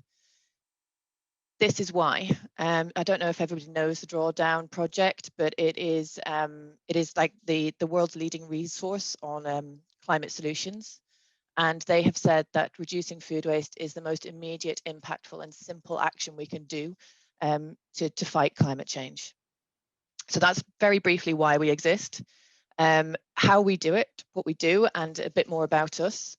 We started 5 years ago with one country, very quickly grew into 3 countries because we noticed people doing very similar thing. Instead of fighting against each other, decided to join forces and fight the problem globally. We have since grown very, very quickly and launched in the US last year, growing to 15 countries. We also became a B Corp certified company in 2020, which means that we are officially a business that is basically using business for good. I was going to tell you briefly about each kind of pillar that we work with. I won't go into depth in here. One thing I will mention quickly is about the public affair. That we work with EU and local governments as well in trying to change legislation. But one thing we've got running at the moment is our date labeling campaign, which actually works with businesses, households, and public affairs. And it is a massive marketing campaign, which we've got massive businesses like Nestle and Danone involved, where we're trying to kind of educate the general public on the difference between use by and best before labels. And any business can be involved in this that has best before labels. So please do spread the word if they want to get involved. If you know businesses and brands that would like to be involved, please do let me know. What I'm going to talk about now is our actual marketplace. So this is how most people will know us and how we fight food waste on a day-to-day basis, and how everybody can get involved. So it is, we are basically the world's largest B2C platform for surplus food. And just to give you some numbers, in the UK alone, we've got nearly 9,000 partners now, and partners are any kind of food or drink business.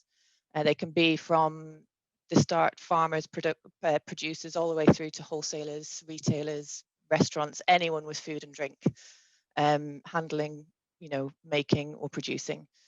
We also have 4.3 million users of the app in the UK as well, so we're pretty widespread across the UK. We also, as you can see, have a fairly large demand versus supply problem, so which is great in terms of saving food waste, because it means that most items that get listed on the app get actually saved and eaten. So the meals saved is 3.2 million. So just to give you an idea of our aim this year, we want to save 5 million meals from going to waste this year alone.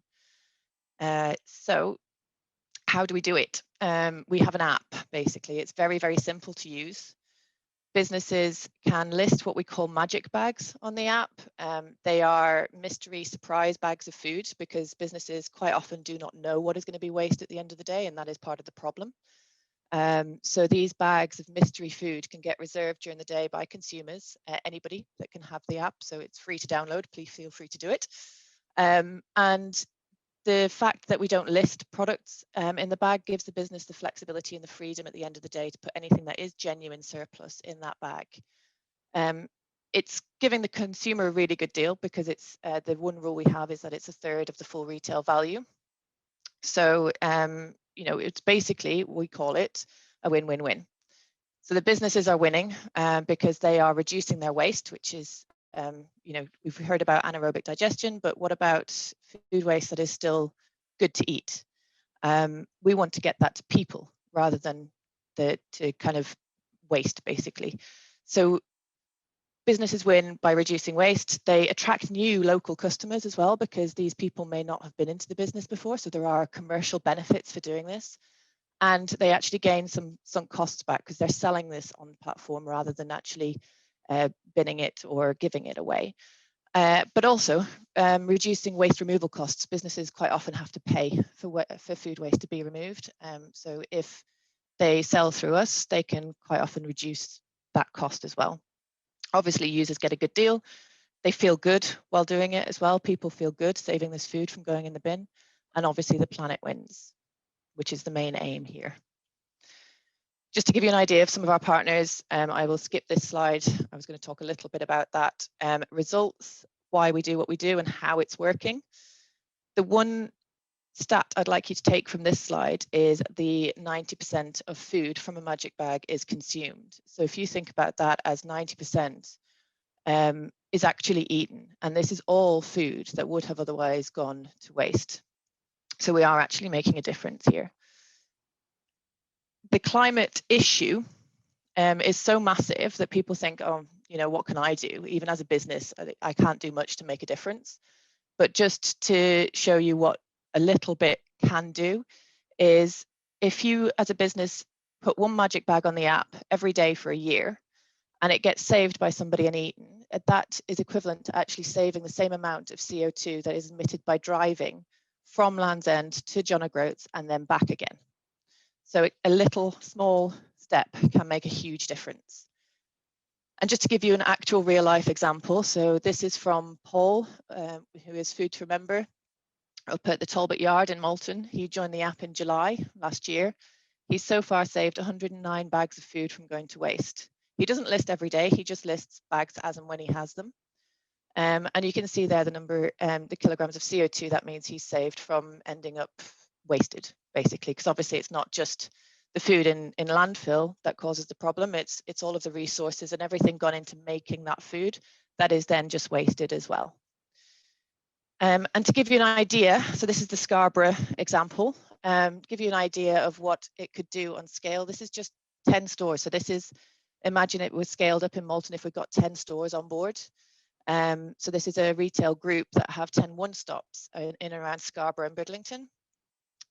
They have saved nearly 2,000 bags from going to waste, and the shops vary from listing 1 bag a day to 3 bags a day. So they are all varied across the board in terms of their levels of waste, but they are essentially a zero waste business now, and they are aiming to continue that and to try and make sure that they are a zero waste business going forward. And that's it. Basically, just wanted to give a really, really quick introduction. Apologies, it was so brief. But if you do want any more information, then please do get in touch. Thank you so much, Caroline. And just to let those speakers go who I said, could you go a bit faster and less? For none of you did it come across as rushed or only half a story. I know the story, so it was great. It was fulsome and inspiring, and as I thought, Too Good to Go is a great one to finish on, because it shows how technology can play a part. And as consumers, which we all are, ask any of our food outlets if they've got Too Good to Go. If not, you know, suggest it to them, and that's restaurants, cafes as well, and hotels and so on. So but it's the deals are great, and it adds a bit of excitement to meal times, I've discovered, and treats. So thank you. So we're going to wrap up there, everybody. I just wanted to say, first of all, a huge thank you to all the speakers. I've worked and know these people and stories, but I've sat here just punching the air with enthusiasm and excitement to see what is happening, what can be done, and that we're the tip of the iceberg, and there's such support around. And I think what I'd highlight is you've heard so much that is around Malton and Norton, but actually we're not special. This is probably happening everywhere, but I think there's a great collaboration going on and shared vision as to what we can achieve. And in the chat, you might have seen there's plans to have Circular Coast with the Scarborough kind of hub, and it's everywhere. And we want every market town and community to be doing this. So I do hope you've all taken away ideas, inspiration. You've got a clear next step and action, and please do share this with everybody. We will circulate the link, and we'll be hosting the recording either on the LEP website or on our own website. But thank you so much. It's great to see the notes in the chat box as well, that we've hit the spot. But thank you again from speakers. That's fabulous, and I'll let everybody crack on with the day and take their next step. Thank you. Bye bye.